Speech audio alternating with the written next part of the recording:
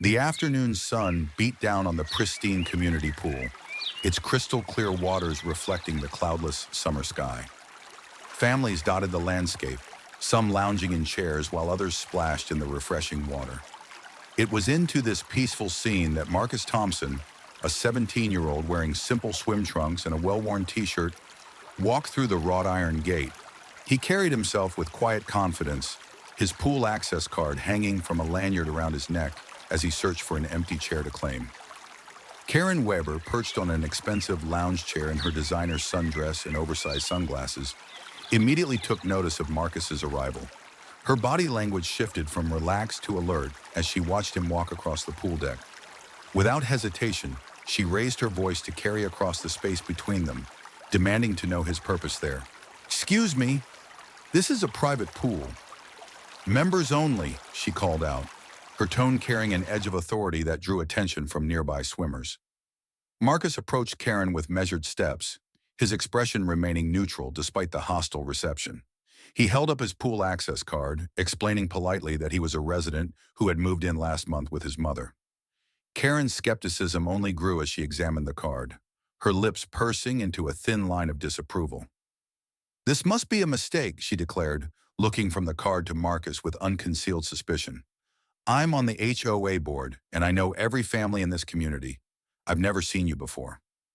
The confrontation began drawing more attention from other poolgoers.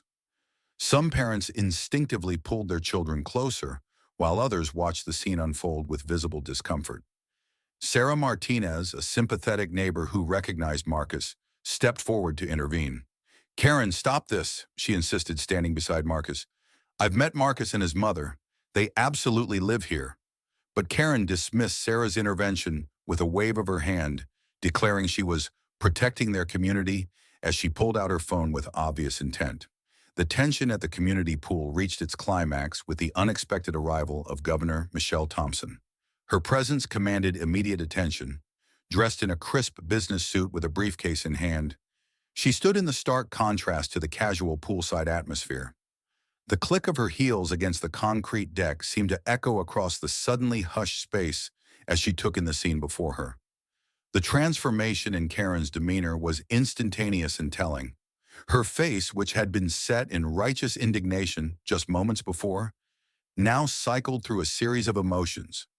Shock at recognizing the state's highest-ranking official, confusion as she glanced between Marcus and the governor, and finally dawning horror as she realized the connection between them.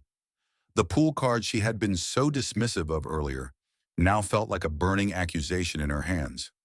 Governor Thompson approached with the measured grace of someone accustomed to diffusing tense situations, though there was an unmistakable edge to her voice as she inquired about the problem. Her question, though simple, carried the weight of authority that made Karen physically step backward. The confident woman who had been protecting the community just moments ago now struggled to form coherent sentences, her previous certainty crumbling under the governor's steady gaze. The other poolgoers watched in stunned silence as Karen's face flushed deep red, her stammered explanations growing weaker with each attempt. The governor's presence had shifted the power dynamic so completely that even those who had stayed silent during Karen's earlier behavior now found themselves drawn closer, watching the scene unfold. The afternoon sun seemed to spotlight Karen's discomfort as she struggled to reconcile her previous actions with the realization that she had been attempting to exclude the governor's son from their community pool. What made the moment particularly powerful was Governor Thompson's composure. She didn't raise her voice or make threats. She didn't need to. Her mere presence, combined with the quiet authority she carried, was enough to transform the situation entirely. The afternoon had suddenly become a master class in how position and privilege can reveal the absurdity of prejudice. Though, as the governor would soon point out, the real issue ran much deeper than her title or position.